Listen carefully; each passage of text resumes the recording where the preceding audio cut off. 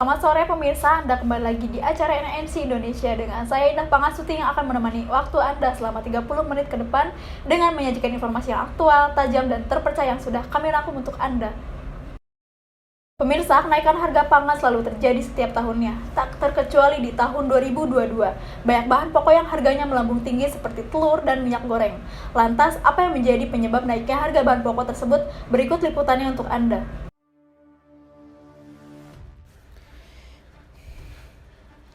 Seolah sudah menjadi tradisi yang tak bisa dihindari.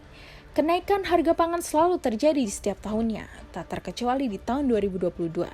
Banyak komoditas bahan pangan yang mengalami kenaikan harga dari tahun sebelumnya seperti harga telur dan daging ayam. Dilansir dari data yang dibuat oleh Pusat Informasi Harga Pangan Strategis Nasional atau PIHPS Nasional milik Bank Indonesia, harga telur ayam di Provinsi Banten pada tahun 2022 merupakan harga tertinggi dalam 5 tahun terakhir dengan harga Rp26.650 per kilogram, yang mengalami perbedaan harga Rp3.550 dari tahun 2021 yang juga merupakan harga terendah dalam 5 tahun terakhir dengan harga Rp23.100. Demikian pula dengan harga daging ayam dalam 4 tahun terakhir, di Provinsi Banten harga per kilogram ayam potong pada tahun 2022 rata-rata mencapai Rp37.700 dan menjadi yang tertinggi di 4 tahun terakhir. Harga pangan yang naik paling signifikan di tahun 2022 adalah harga minyak goreng. Harga per liter minyak goreng di Provinsi Banten pada tahun 2022 hampir selalu mengalami kenaikan di setiap bulannya. Setidaknya dalam 5 bulan terakhir tahun 2022, harga minyak goreng hanya mengalami 1 kali penurunan yaitu pada bulan September.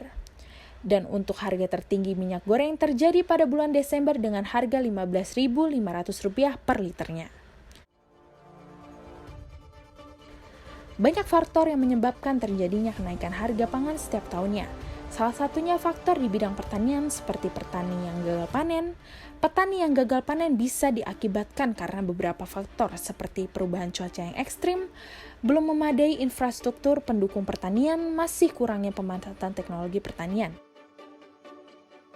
Faktor lain seperti lahan pertanian yang berkurang, kurangnya jumlah petani, hingga rendahnya produktivitas pertanian yang juga menjadi penyebab naiknya harga pangan. Tidak hanya petani, industri pengolahan bahan pangan pun mengalami tantangan tersendiri, seperti tambahan ongkos dan keterbatasan impor bahan baku. Adapun faktor di luar pertanian seperti kenaikan harga bahan bakar, tingkat kebutuhan dan permintaan masyarakat yang tinggi, namun stok bahan yang terbatas, dan juga kondisi perekonomian dunia ikut mempengaruhi kenaikan harga bahan pangan.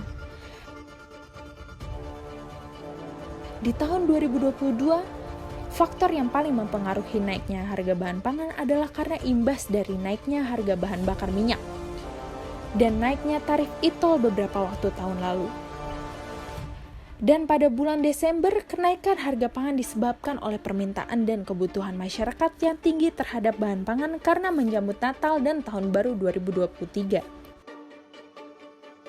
Banyak pembeli yang mengeluhkan tentang harga pangan yang naik, terlebih lagi para pembeli yang membutuhkan bahan pangan untuk menjalankan usahanya. Karena harga bahan pangan yang naik akan mempengaruhi jalannya usaha yang mereka buat. Mereka berharap agar harga secepatnya stabil. Sangat terbebani sekali ya. Biasanya kita ngejual standar, jadi kan pengen dinaikin juga nggak enak sama pelanggan. Jadi terbebani. Terbebani sekali ya, Ibu. Iya, benar-benar. Dan tanggapan Ibu apa sih terkait naiknya harga bahan pokok ini? Terkaitnya naik bahan pokok, iya sangat dirugikan banget. Soalnya kan itu kita mau produksi banyak juga yang belinya kan jadi mengurangi dia juga. Karena kita menaikkan harga juga gitu. Jadi mengurangi omset. Mengurangi omset. Iya. Dan bagaimana cara ibu menghadapinya ketika bahan pokok ini naik?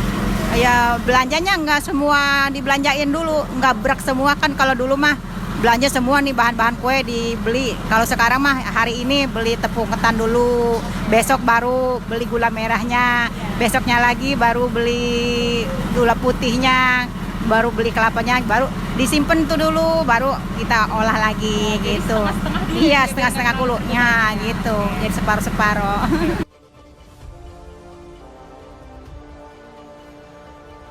Meski ada beberapa harga pangan yang naik pada tahun 2022, namun ada juga beberapa bahan pangan yang harganya stabil atau tak mengalami perubahan signifikan. Pemerintah harus mencari solusi yang tepat untuk permasalahan yang terjadi setiap tahunnya ini. Perkembangan sektor pertanian yang diikuti oleh kebijakan perdagangan pangan dengan berfokus pada kepentingan konsumen. Dan juga penyederhanaan regulasi impor harus dilakukan agar akses masyarakat dalam mendapatkan pangan dengan harga terjangkau segera terrealisasi.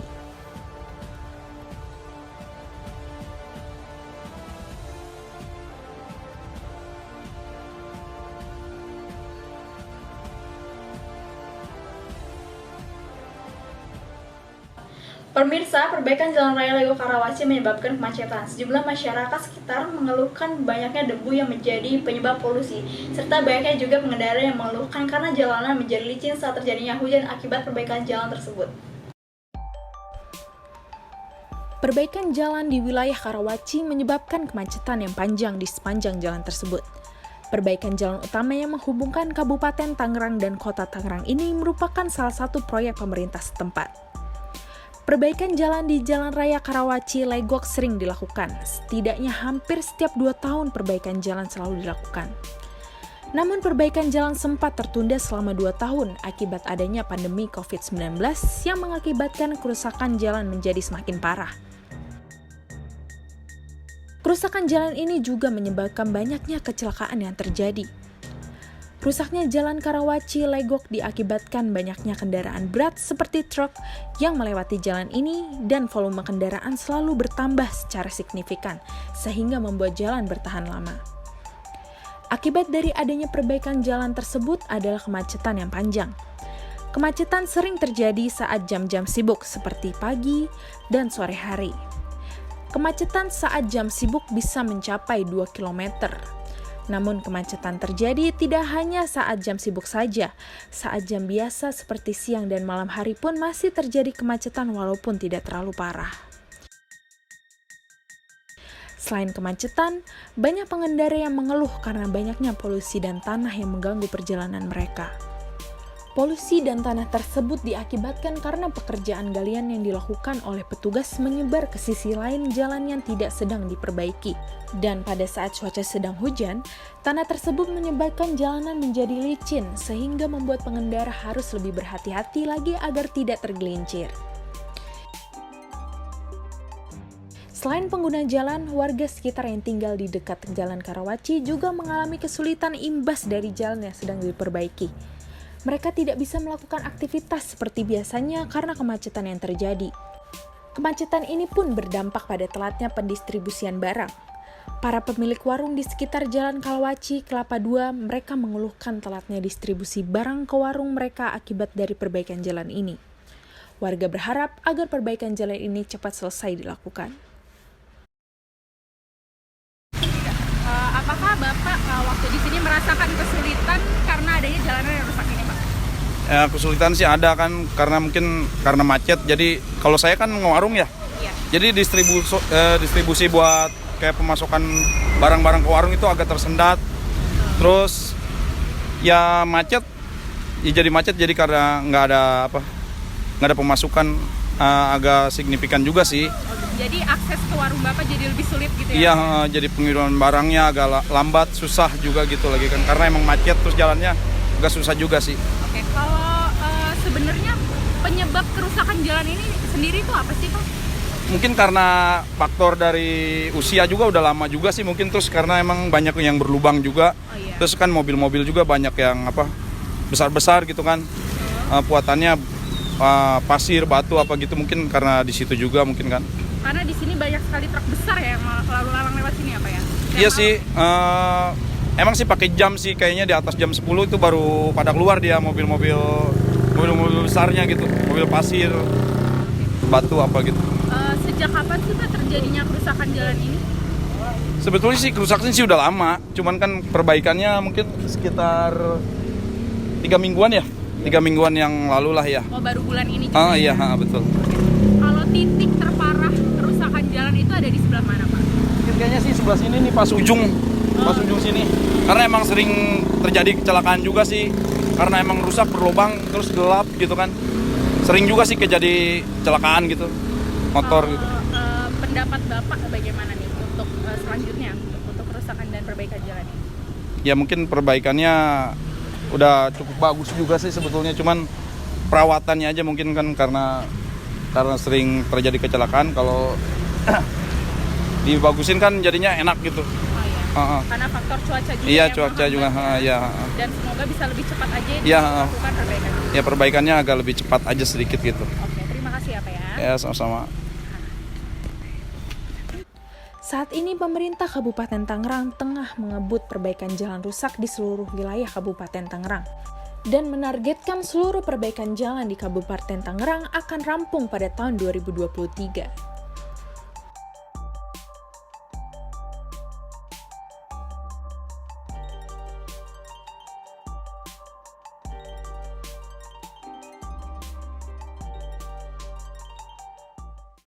Pemirsa, PT Transjakarta menerapkan aturan baru bagi penumpang yang ingin menggunakan transportasi umum bus Transjakarta.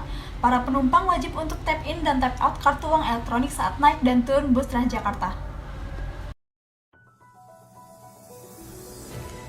Bus Transjakarta adalah salah satu transportasi umum untuk warga ibu kota selain kereta komuter lain dan MRT. Kini bus Transjakarta telah menerbitkan peraturan baru untuk menumpangnya sejak Selasa 4 Oktober tahun 2022. Aturan baru tersebut adalah sebagai berikut. Pertama, penumpang wajib menyediakan saldo minimal Rp5.000 di dalam kartu uang elektronik.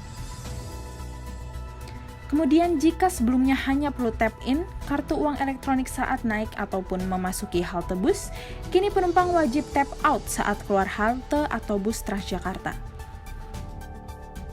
Apabila tidak melakukan tap out saat keluar halte atau bus, maka kartu pembayaran akan terblokir.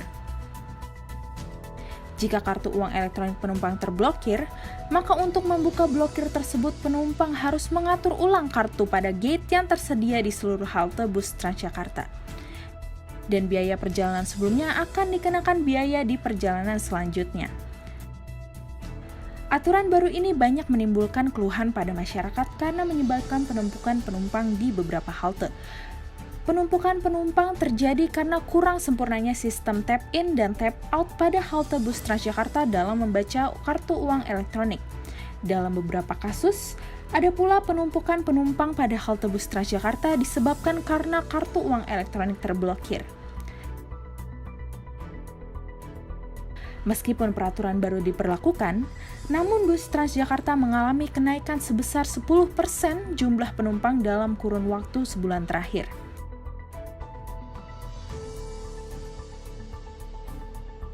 Kenaikan jumlah penumpang ini disebabkan karena naiknya harga bahan bakar minyak pada tanggal 3 September 2022 lalu.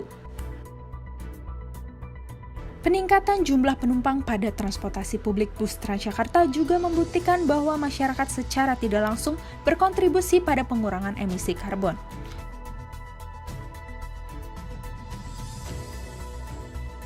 Meskipun harga bahan bakar minyak mengalami kenaikan, tarif bus Transjakarta tetap pada Rp3.500.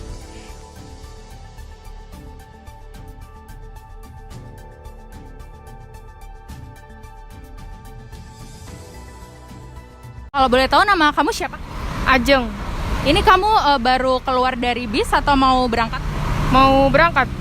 Aku boleh nanya sebentar nggak? Kamu kan ini Transjakarta ada peraturan baru kan? Nah, menurut kamu pakai kartu elektronik ini mempermudah apa mempersulit kamu? Alhamdulillah mempermudah. Mempermudah ya? Iya. Karena kamu gampang ya, tap-nya tinggal sekali doang gitu ya? Iya. Terus untuk pertanyaan kedua, menurut kamu kamu pernah nggak mengalami kesulitan pakai kartu elektronik ini? Tidak pernah mengalami kesulitan. Udah. Karena ini sangat mempermudah diri kamu ya, kayak Iya. tinggal ngisi Tinggal- pakai doang ya sekarang. Oke. Terus untuk pertanyaan ketiga, kesan kamu selama naik Transjakarta gimana? Mempercepat Aktif ya? iya, mempercepat perjalanan kan, terus juga bisa satu kartu bisa rame-rame. Udah itu aja. Oh gitu ya. Terus menurut kamu untuk Transjakarta ke depannya ada nggak pesan untuk Transjakarta? Semoga lebih baik. Semoga lebih baik ke depannya.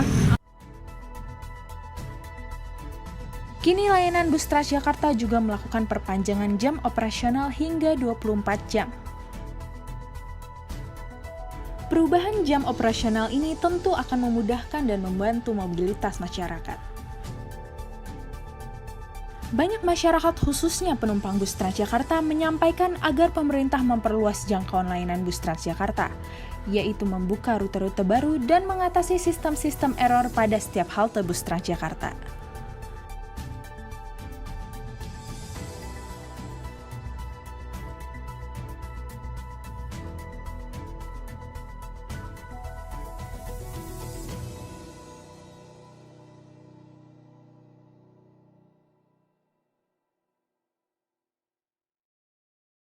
Pemirsa, banjir sering terjadi di daerah Bitung, Kabupaten Tangerang. Banjir tersebut disebabkan karena banyaknya pabrik yang membuang limbah secara sembarangan, sehingga saluran air pun menjadi tersumbat. Bencana banjir yang terjadi di daerah Bitung, Kabupaten Tangerang telah merendam rumah warga dengan ketinggian air 25-30 cm, bahkan hingga lutut orang dewasa. Ketua RT setempat menyebutkan bahwa keretatan banjir yang terus-menerus sudah menjadi kebiasaan sejak tahun 2000. Bahkan peristiwa ini telah semakin meluas dan menjadi sebuah kebiasaan bagi warga sekitar, yang hingga saat ini kawasan resapan air semakin sedikit. Kurangnya pembangunan saluran pembuangan air, minimnya sistem pembuangan air, dan pemeliharaan yang dilakukan oleh pabrik-pabrik di sekitar masih menjadi alibi yang kuat. Pembangunan industri yang terus-menerus dilakukan dengan menyediakan saluran pembuangan air menjadi salah satu penyebab utamanya. Di sisi lain pun ditemukan bahwa masih banyak saluran air yang tertimbun oleh sampah dan jarang dibersihkan. Akibatnya, penyumbatan semakin sering seiring dengan meningkatnya intensitas banjir pada musim hujan seperti sekarang. Kerja bakti yang dilakukan masyarakat juga tidak mampu menghalau bencana yang kini menjadi pokok permasalahan bagi warga Bitung dan sekitarnya.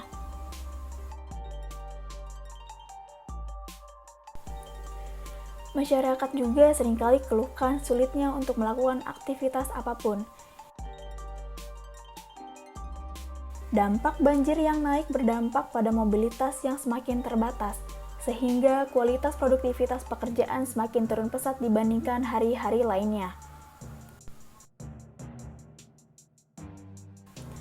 Tak hanya itu, ketersediaan air bersih yang digunakan untuk aktivitas sehari-hari sulit untuk didapatkan.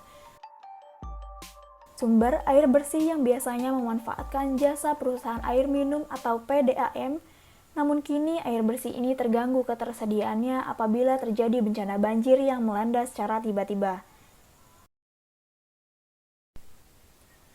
Dampak kesehatan juga tidak terelakkan. Lingkungan kesehatan kemudian menjadi perhatian terhadap bahaya tenggelam ataupun terluka. Selain itu, penyakit hipotermia atau penurunan suhu tubuh di bawah 35 derajat Celcius, gigitan hewan, dan kuman bakteri yang menyebabkan berbagai macam penyakit.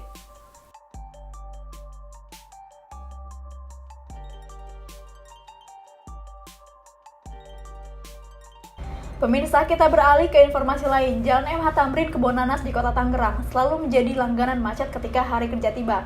Kemacetan ini disebabkan karena arus lalu lintas yang sangat padat dan banyaknya angkutan umum yang berhenti sembarangan. Kemacetan ini biasanya terjadi saat jam-jam sibuk seperti pagi dan sore hari. Rekan kami Sabrina Rasyarabani sudah berada di Jalan MH Tamrin Kebonanas untuk melaporkan situasi yang sedang terjadi di sana. Berikut liputannya untuk Anda.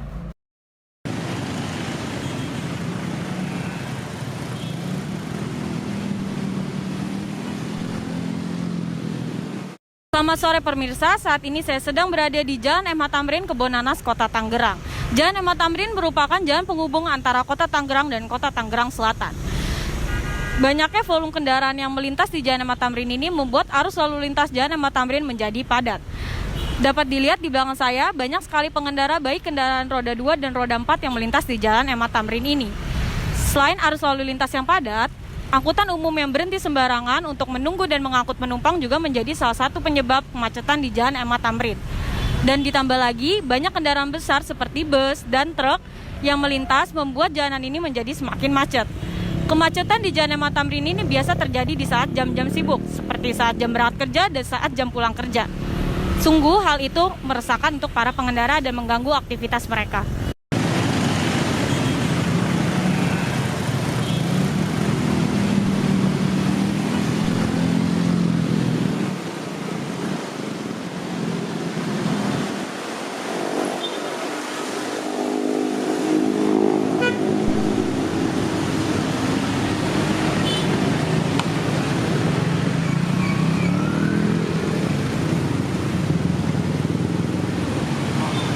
Ya baik pemirsa, sekarang di samping saya sudah ada pengguna Jalan MH Tamrin. Halo, selamat sore Bapak. Ya sore Mbak. Apakah Bapak sering melintas di Jalan MH Tamrin ini? Iya sering, setiap saya berangkat dan pulang kerja Mbak. Bisa dijelaskan kondisi Jalan MH Tamrin di saat Bapak melintasi jalan ini? Selalu macet ya Mbak, mau saya berangkat maupun saya pulang. Pukul berapa sih Pak kira-kira kemacetan di Jalan MH Tamrin ini terjadi? Biasanya sih kalau pagi pukul 7, kalau sore ya di atas jam 5 lah Mbak. Apa harapan Bapak terhadap Jalan MH Tamrin ini, terhadap kondisi kemacetan di Jalan MH Tamrin ini? Semoga ke depannya lancar-lancar ya Mbak. Saya juga capek berangkat kerja, selalu macet, pulang macet. Ya, baik Bapak, terima kasih atas waktunya. Terima kasih Mbak. Ya, itu dia pemirsa wawancara yang saya lakukan dengan pengguna Jalan MH Tamrin ini. Seperti yang tadi disampaikan, para pengendara berharap kemacetan ini bisa segera mereda dan para pengendara berharap bisa berkendara dengan leluasa di Jalan MH Tamrin ini. Saya reporter Sabrina Rasyarabani dengan juru kamera Nabil melaporkan.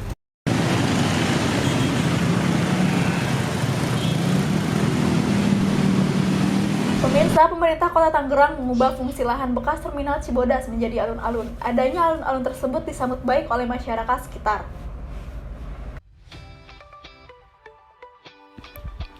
Pemerintah Kota Tangerang menambah ruang terbuka bagi masyarakat dengan membangun alun-alun Cibodas yang berlokasi di Jalan Borobudur Perumnas 2, Kecamatan Cibodas, Kota Tangerang, Banten. Alun-alun yang dulunya adalah lahan terminal bus ini, kini disulap menjadi ruang publik yang dibangun dengan tujuan agar dapat dimanfaatkan oleh masyarakat untuk beraktivitas seperti olahraga dan juga sebagai taman bermain. Di alun-alun Cibodas ini terdapat berbagai fasilitas seperti jogging track untuk masyarakat yang ingin berolahraga, dan ada juga lapangan dengan rumput sintetis untuk masyarakat yang ingin sekedar duduk dan bersantai menikmati suasana alun-alun.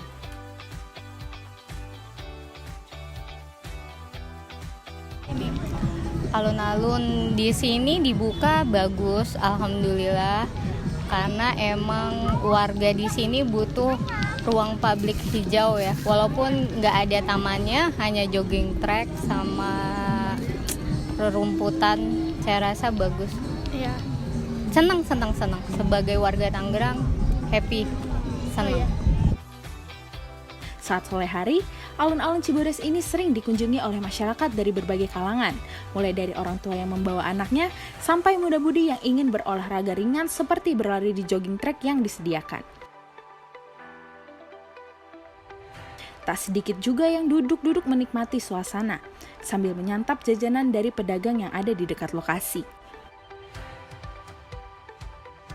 Di alun-alun Cibodas ini juga banyak stand UMKM yang menjajakan dagangannya seperti makanan, minuman, sampai jasa sewa mainan untuk anak-anak. Sehingga dengan dibangunnya alun-alun Cibodas ini juga sangat membantu UMKM sekitar. Tangerang tuh butuh taman yang banyak, butuh kayak gini yang banyak, karena kan kalau di BSD kan banyak ya. Iya. Jadi seneng lah di sini, jadi orang-orang juga pada keluar kan, juga banyak UMKM yang bisa diserap ya. Iya. Maksudnya buka lapangan pekerjaan juga lah otomatis. Jadi banyak orang-orang Tangerang yang punya bisnis. Jadi nggak nyari-nyari kerjaan yang sekarang lapangan kerjaan makin susah. Masyarakat sekitar menyambut baik dan antusias dengan dibukanya alun-alun Cibodas ini. Para orang tua yang membawa anaknya mengaku senang karena di sini anak mereka bisa mengurangi bermain gadget. Kalau ke sini karena dari rumah udah naik sepeda, duduk. Gimana ya, kalau ruang terbuka kan kita mengurangi anak-anak main gadget. Iya.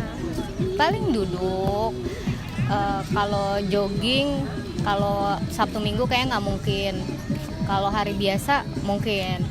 Tapi kalau Sabtu Minggu kayak rame. Jadi Sabtu Minggu itu kalau weekend kesini biasanya jajan, duduk, udah gitu aja.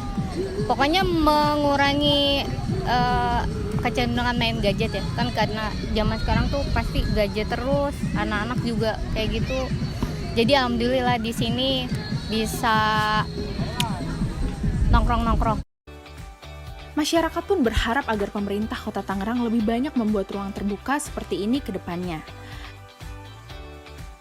Namun ada pula kritik dari masyarakat, yaitu terkait dengan kurangnya penerangan di malam hari yang dinilai kurang baik. Dan tidak ada petugas yang berjaga saat malam hari juga menjadi salah satu kekurangan yang ada di alun-alun Cibodas ini.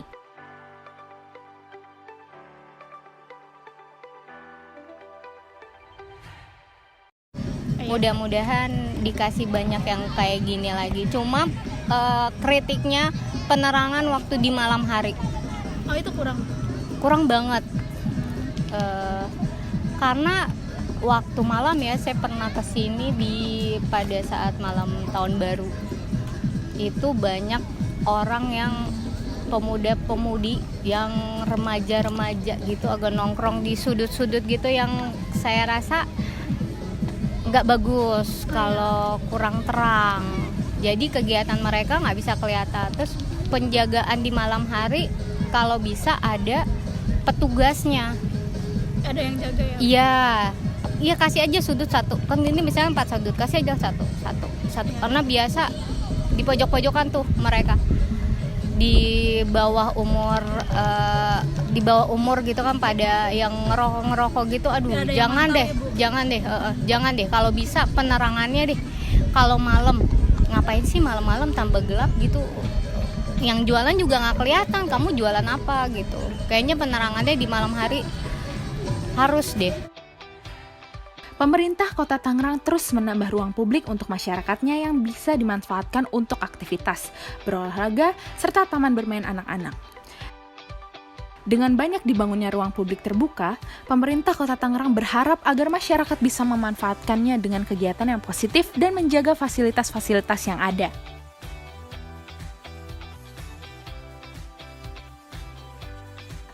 Selain itu juga dengan banyaknya ruang publik yang dibuat, diharapkan bisa membuat lapangan pekerjaan bagi masyarakat sekitar. Tim Liputan NNC Indonesia melaporkan.